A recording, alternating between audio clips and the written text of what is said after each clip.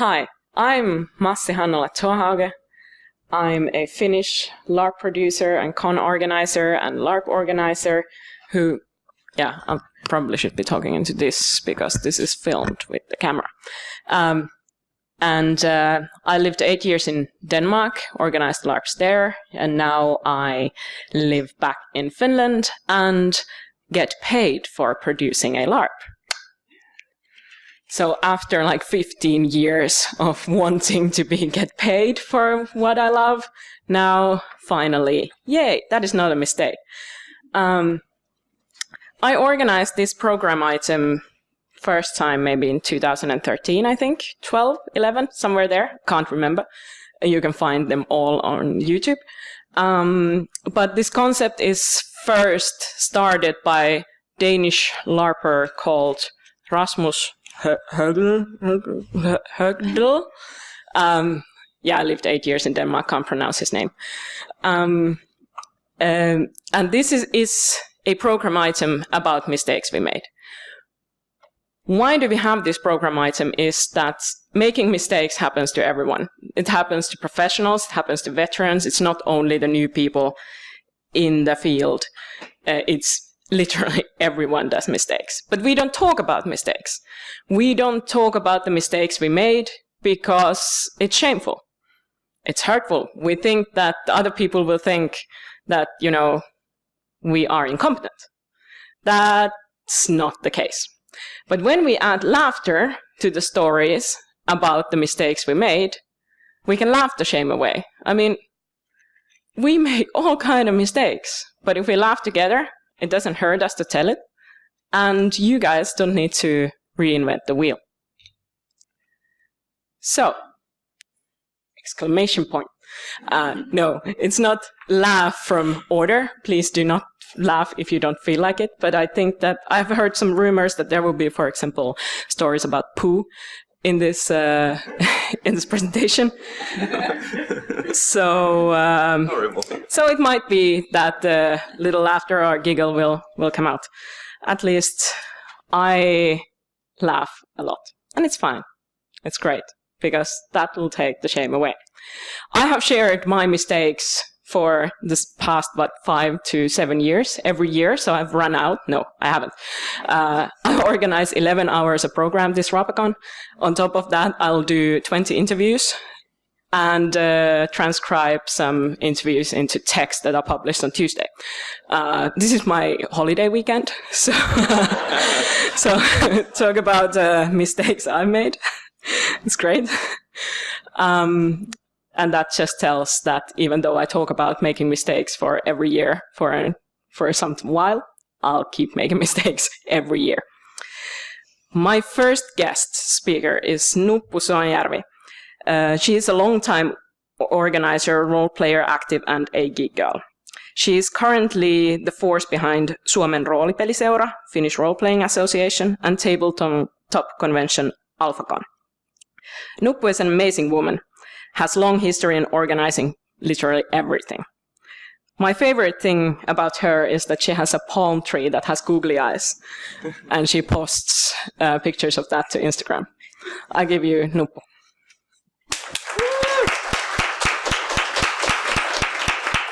First mistake.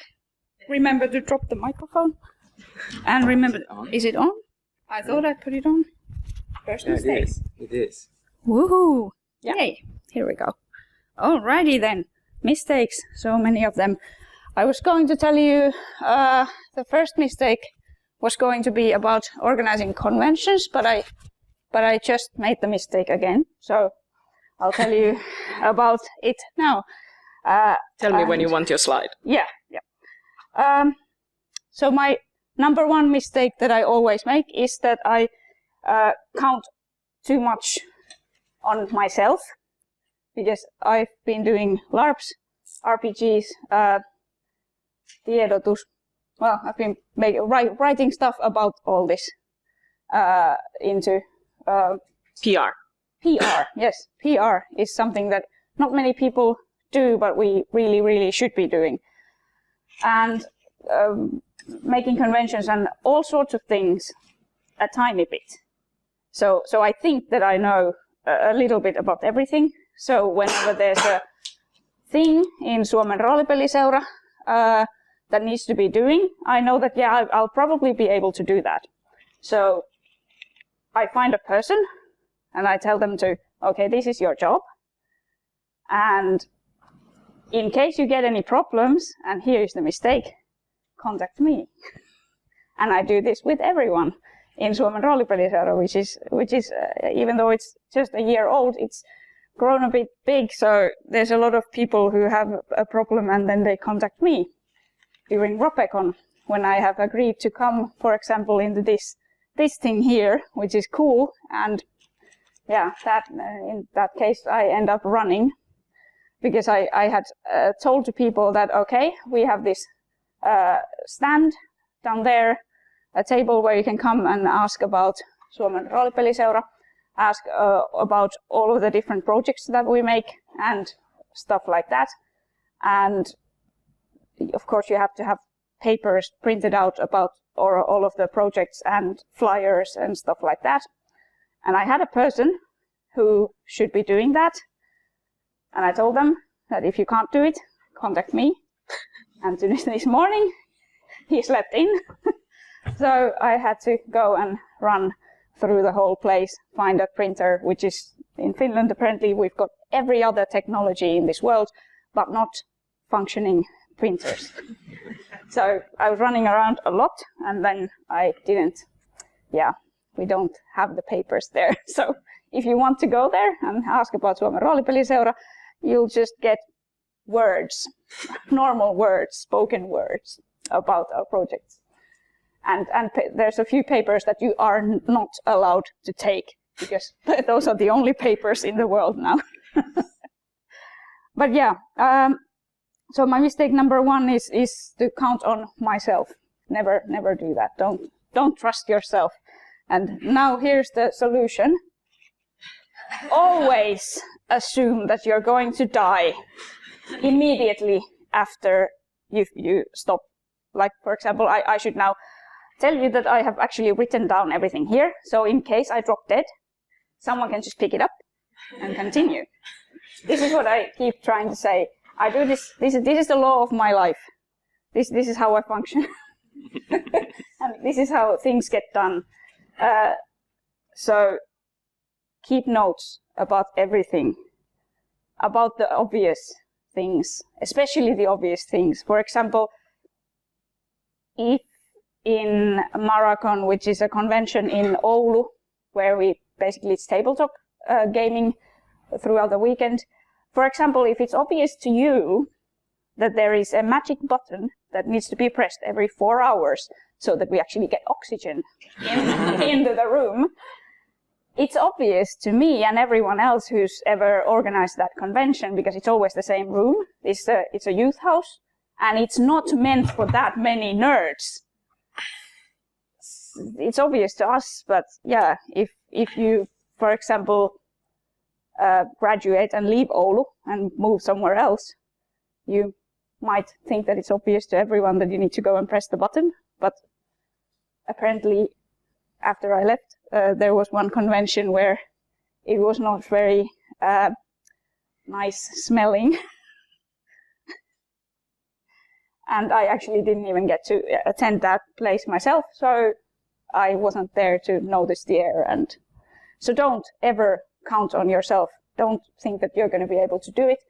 Expect that you're going to be run over by a car or something, because that can seriously happen. But I mean, you don't have to be morbid about it and write your will or anything, but write everything down, especially the things that you think are perfectly obvious, like the magic button.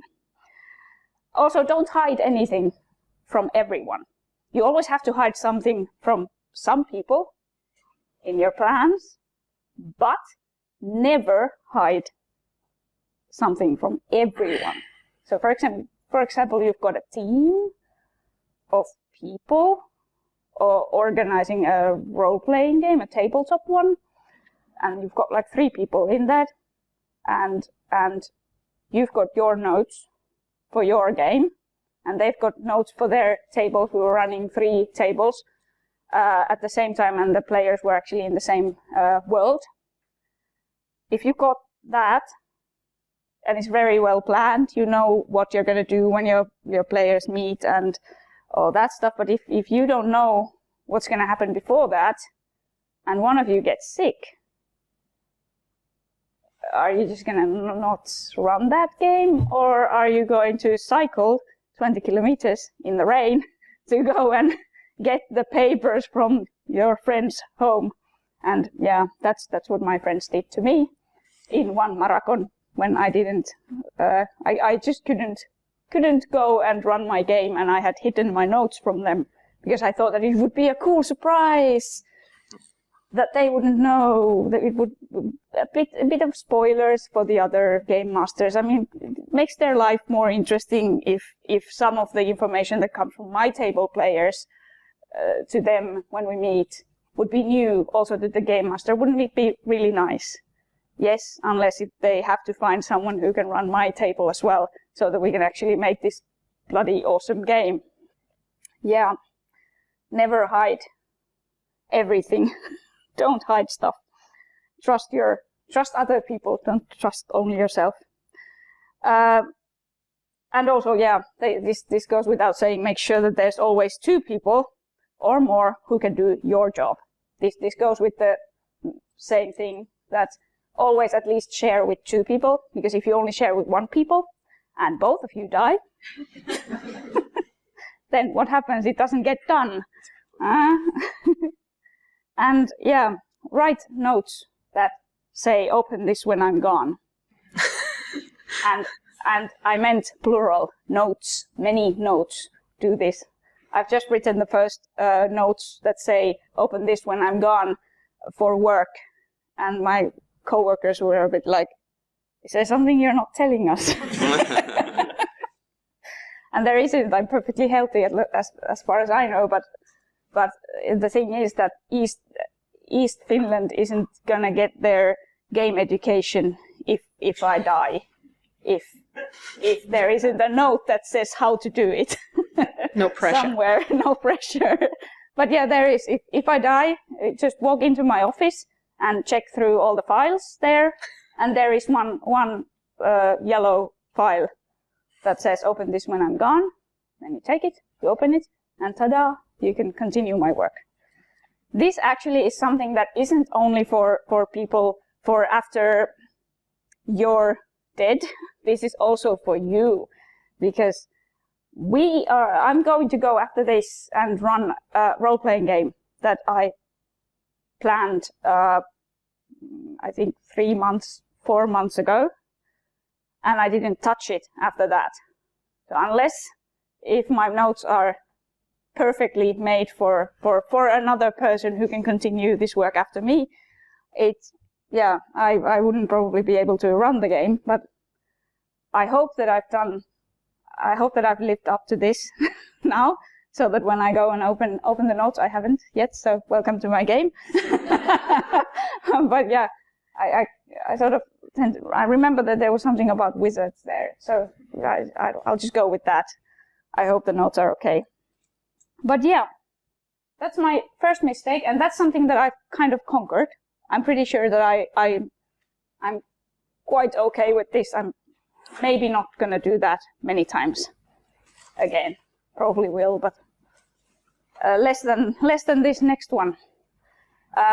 Okay, what I'm now about to tell you, I will not give any names because the project is still going on, and I don't want to cause any harm to it, and I don't want them to know that I'm talking, which is nice that we're recording. I feel like Trump. I'm telling you secrets, and yeah.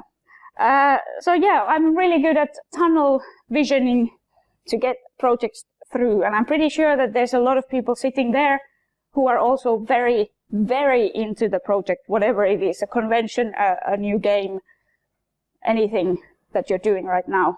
And the most important thing, of course, is to get the project perfect, isn't it? You need to get it done, you need to get it well done, you need to get everyone to hear about it. I'm part of making a role-playing game, a tabletop one. We're making a really cool project. We actually got funding for it, so I've actually been paid to be doing a game. And that's all I'm going to say about it, so you don't recognize too much. But yeah, it's an international project, and of course we had to figure out first that what's a tabletop game for you, what's a tabletop game for us, and what are our shared goals, which is, yeah, cool. And one of the goals was really important to me, and that was the sort of main, biggest goal of at least on paper, for this project. And I really, really, really wanted to get it done. And I did not care what would happen as long as we got that goal, because it would be the jewel of role-playing game. It would be the perfect game, and it would solve all the problems, of course, in role-playing game. Well, it didn't, at least not yet, because what I did was I closed my everything else, and I did everything to push so that we would actually get a game, make a game that would reach that goal. And I kind of forgot that if you're rude to people who are being stupid, they might be rude to you, and you might not actually get the project very well going on.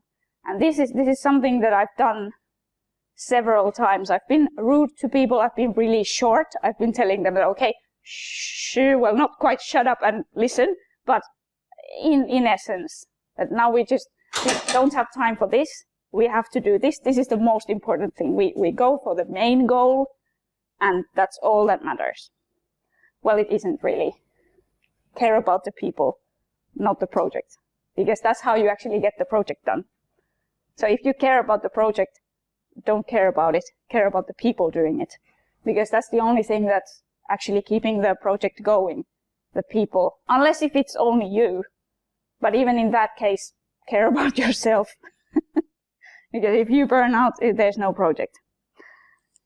So yeah, I forgot that, yeah, even if it's a very official, we get funding and we have goals, there's still people there who have feelings and who might get hurt feelings. Even if I know that I'm right in saying this, I should be saying it in a nice way and make it happen so that people who are also in the project and who might not understand that we have to do this to get to here, I have to make them understand it as well and not just push it at them. Yeah, now I'm learning and trying to live by this. This is something I'm still trying to learn. But as the chairperson for Suomen Roolipeliseura, I seriously I don't have any possibility of just pushing things through, because if I want to, and I do want to, create an actual Finland-wide community of people making cool projects, I can't care about the projects. So here I am telling you that we've got cool projects in Suomen Roolipeliseura, but please don't ask me anything, because I don't know about them that much. I've been only trying to remember all the people by their name and what they game and stuff like that. So these are the two pieces of wisdom that my plundering has sort of given me, and I try to be a better person. This is my confession. Thank you, Nuppu. That was some good advices. Well, Arhi Makkonen is a person who sent me a message this morning, 10:30, saying, I'm already here for the presentation. I was still at the breakfast at the hotel. He has also a thing where he makes a full LARP, I believe, every year in 8 weeks. So the start of the project starts there, and then 8 weeks the LARP is ready and run. I have understood, at least it goes like that. We've been having few stories in role-playing media Loki about them, and they are absolutely amazing. But when you make projects in 8 weeks, I assume in that haste some mistakes are prone to happen, right? Everything is always perfect. So no further introductions needed. Arhi Makkonen. Thank you. All right, I'm Arhi. How's Ropecon today? Yay. Second day. Yeah, a little bit, please. Yeah. All right.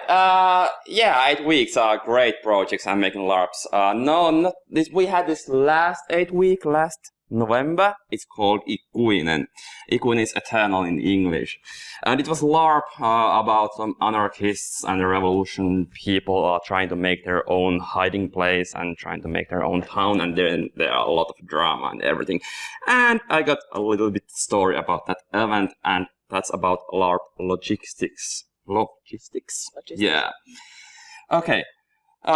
We were arranging this last November in this small town called Outokumpu, and I got this remote control, so it works. The smallest town in Outokumpu in North Karelia, and it is the most odd city you can ever think about. It's a Finnish Innsmouth feeling that it's even like it's called, even translated, Outokumpu is odd hill, and what kind of place that can be. And in the middle of that town is this like creepy mine, and we were thinking, we want to create that base, a secret base in that mine, and we remote control, and we wanted to, of course, build it in the top of the most cold like hall on top of the hill, and it's not very easy to get there. Okay.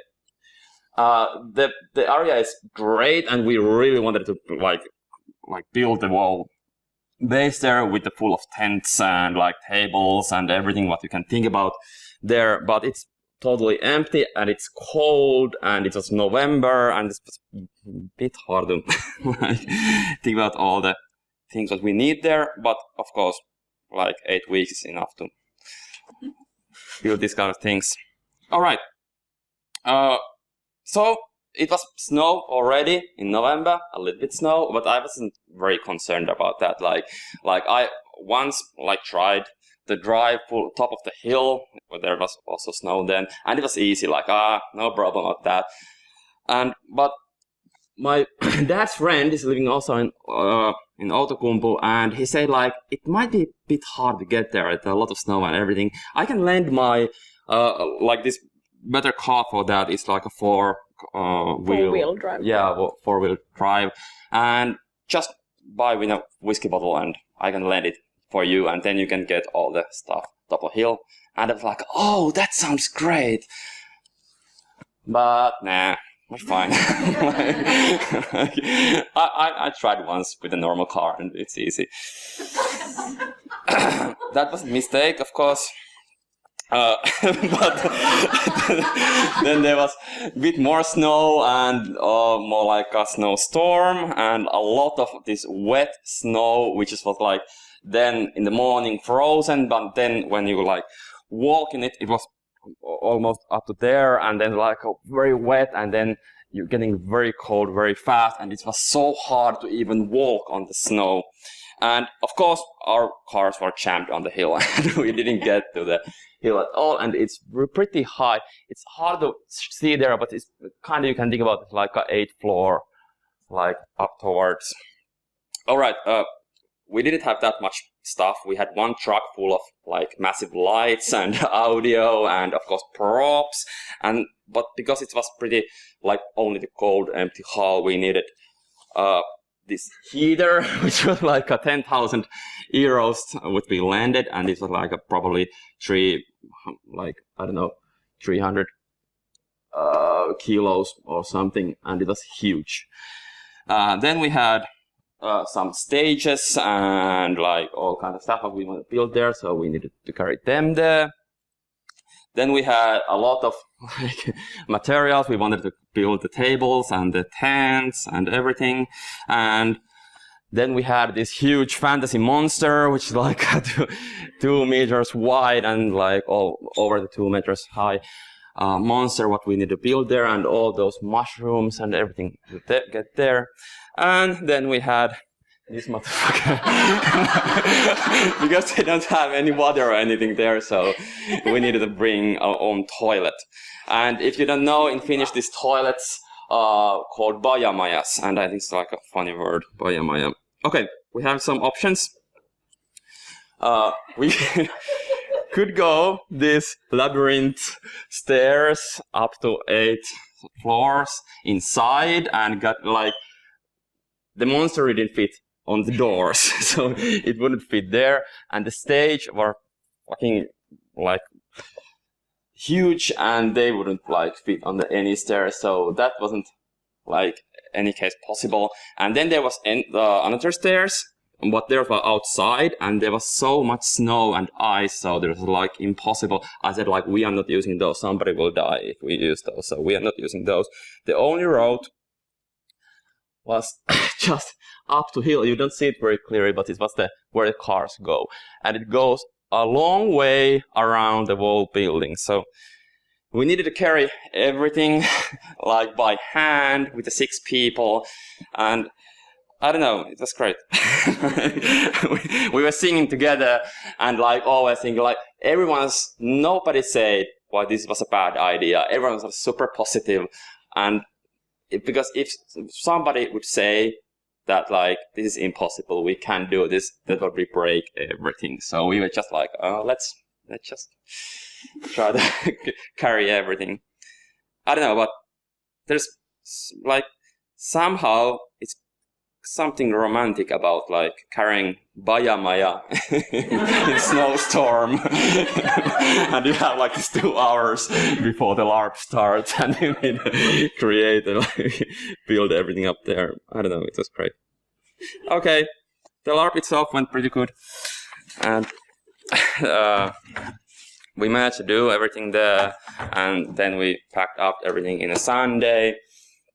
But in the Monday, when we like, it was pretty rough weekend, but great weekend, and like the cleaning up was the most hardest part because you were super tired after the LARP, and then you need to like carry the full Bajamaya now back from the hill, and then like pack everything up. And in the Monday, I was like, okay, like now I got one final thing to do. I need to return the heater and the Bajamaya back when we lent them.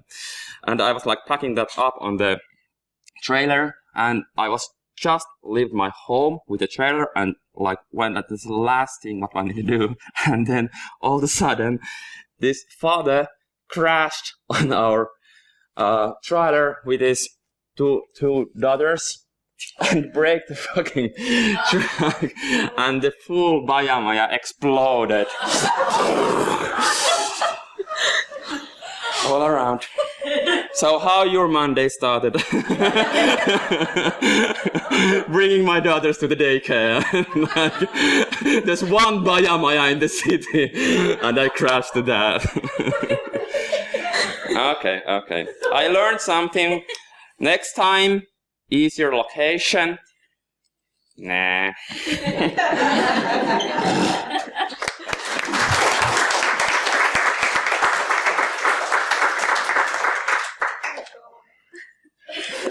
Thank you, Arhi. Yes, poop everywhere. A couple of years ago, I decided that as I don't have enough things to do, I will start organizing a free-form convention in Finland, as we don't have any, so somebody needs to do it. And, we're not so big scene, we're like 20 people and we meet at this convention. But I decided that, I'm an adult, so I need to do it with someone. And who would have been better than Arttu Hanska, who is basically the freeform guru of Finland.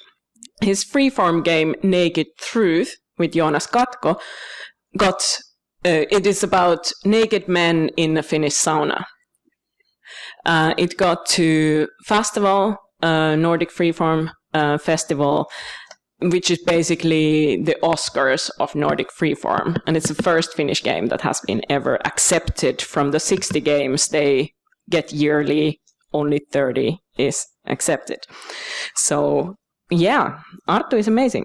We organize this convention called Vähäcon, Freeform Convention in Finland, now yearly. Mm-hmm. And only negative feedback we've been getting was that we had too little toilets. So, related. I'm an expert. I have no idea has Arttu ever made a mistake. And that's why I wanted to ask him to talk here, because in my mind, he's totally perfect, and I'm going to ruin this now. I give you Arttu Hanska.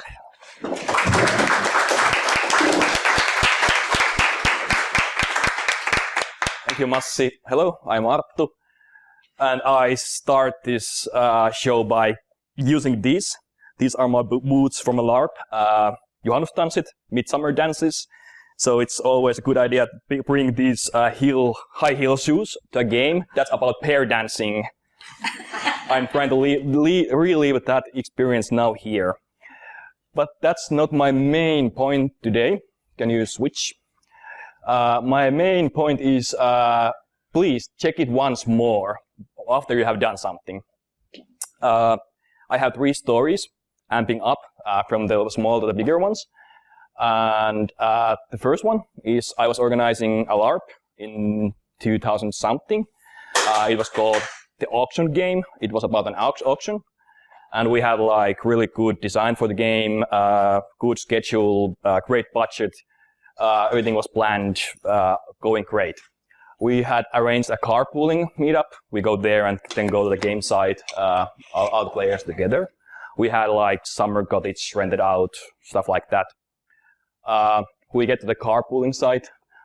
Players start to show up. Everything is going great. No one is late. We get the cars there. We start packing people in the cars, and we realize that we have one too many people there. So the thing being, like, we have to drive like 50 minutes to the game site, and we don't have any transportation to actually fit all the people. It's like, should we do something illegal and show someone the trunk or something? That might have been the option. But we ended up doing some calling around and ended up paying for to get someone to drive there. So it was like we screwed up the schedule and the budget on the same go. It's like someone should have picked that up at some point. Maybe like check it actually, like does it make sense? Can we actually fit the people there? Well, unfortunate case, still kind of minor. The next one, being a little bit more personal case, was that I was going to the festival, the Freeform convention of Denmark. I was living at Lappeenranta at the time, still at the eastern border. I came to my friend's place, stayed there. I had done that like 3 times before, set the alarm till 5 a.m., get up on time, get to the bus stop, like just idling there, waiting for the bus, figuring like my schedule and thinking what I should do when I get there. And then it kind of struck me like, I'm actually not going to make my flight. I had done it 3 times before. It's exactly the same kind of schedule thing. I go there, we go to bed. I check like 3 times what time I'm supposed to get up so I can be in the airfield on time. And this is the 4th time that I didn't do that checkup, and I set the alarm 1 hour too late. Yeah, it's like the 3 times, the first times, all great. The 4th time, not that much. It screwed my travel budget a little bit, but I was able to laugh it off while I was having my morning beer in Arlanda, Stockholm, when I was going to Denmark. I got there. Next thing was calling Massi. How the hell do I get to Hobro from like Copenhagen, Hobro? And pleasant surprise that my high school Swedish is actually quite solid for like Danish like signs. So something good. Yeah. The third one would be my first Ropecon, 2000 first Ropecon as organizer, as member of the committee. I was doing the tabletop role-playing games at the time. I think it was 2014, maybe. Yeah. And all was going well. I was organizing Ropecon from Lappeenranta, so going back and forth Lappeenranta and Helsinki a lot. That's totally possible. So if you want to organize Ropecon from and not live in Helsinki, please do that.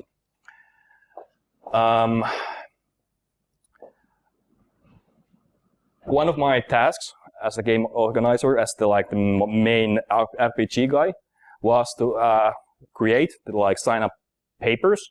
We were still using the paper sign-up sheets. Basically, it says the game name, it starts at 8, and you put your names in there in order to get to play. Nowadays, we use Consti, the application, which is created by me. There might be some... I had 160 sheets I had made. It was like really big like manual hassle to actually fill them out, like really like non-meaningful task to do. So I created a quick nifty script to fill them out. All seems to be good. I create the final file, 160 pages, send it to the guys printing it out. All is good. I get to the Ropecon on the Friday. We start building up the desk like 30 minutes before the all doors open on Friday, like half till 3. We get the pile of papers, and it's like, so 316 Carnage Among Stars, 316 Carnage Among Stars, 316 Carnage Among Stars. It's a good game. I like that. But still, like 160 pages of same game was kind of bit of like screw up at that point. So it's like we have people coming in 30 minutes in, and we have to be printing. We have to figure like which are the sheets for the first starting hour and how to fix this. And we didn't have the printer at the time operating still. I think that's something like what Nuppu said about finding an operational printer in a convention. But yeah, we went to the info and like really slowly, like 1 page every 4 seconds, printing them out. But I had really good staff at the desk that year, all the years I've been doing it.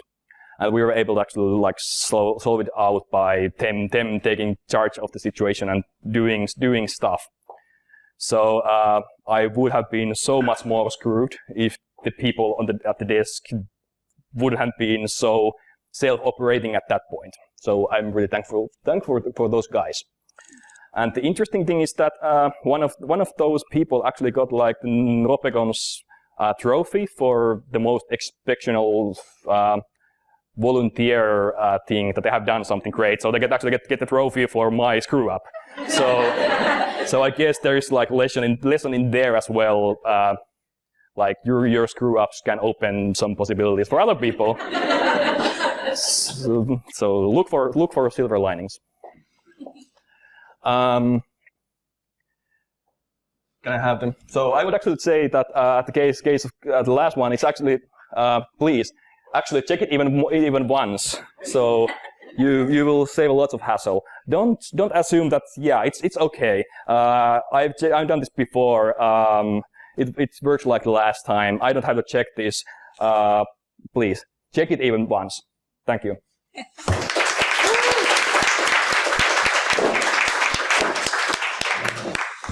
I actually now, when you said about this last story, I can remember it. We were hunting a printer for you throughout the whole convention. Ropecon is cursed. That was it. Thank you for coming, laughing, sharing, and have a lovely, lovely Ropecon. And remember to drink. I didn't do that yesterday, so I actually felt quite bad at some point and had to take a cold shower. Like a long cold shower. So remember to eat and drink, and wander free to the wonderlands of role-playing games.